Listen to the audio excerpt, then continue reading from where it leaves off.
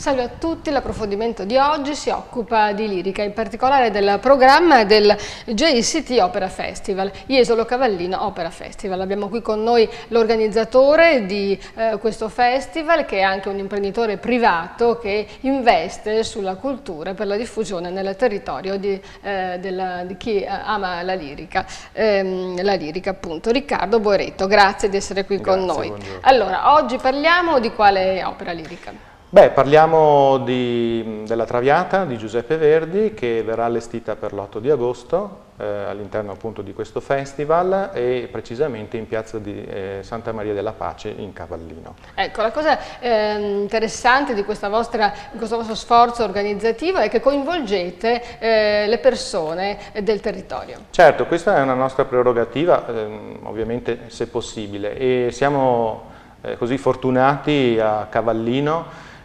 Appunto c'è questa presenza del coro polifonico Ars Nova che sia a livello artistico che anche organizzativo ci dà un supporto importante. Ecco, dicevamo che lei è un imprenditore privato che sta investendo nel festival di suo, ottiene anche degli aiuti a livello locale, però insomma avrebbe bisogno di maggiore sostegno.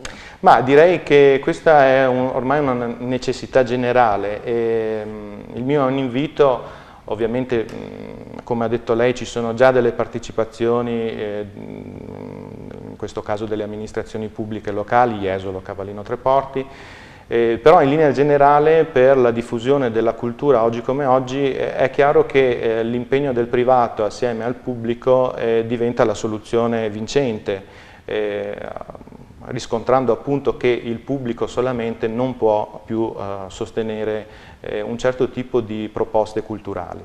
In questa occasione quindi faccio un invito alla Regione Veneto di prendere in considerazione queste iniziative importanti, anche di frequentarle, di informarsi su come riusciamo a gestire noi privati insieme alle amministrazioni pubbliche locali questo genere di impegni e eventualmente invito a dare supporto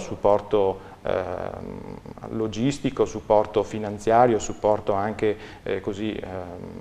mediatico, di immagine a queste iniziative private che collaborano con il pubblico e insieme fanno delle cose di eccellenza, mettendosi anche un po' a rischio. Ecco, la lirica in particolare è più costosa rispetto alla prosa, quindi è uno sforzo organizzativo notevole da far tremare i polsi a un imprenditore, diciamo, nel mondo dello spettacolo, no? Perché la lirica è più costosa?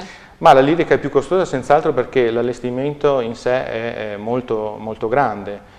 Se noi pensiamo a uno spettacolo di prosa può essere sostenuto con 3 personaggi e anche un allestimento molto semplice, scenico, costumi.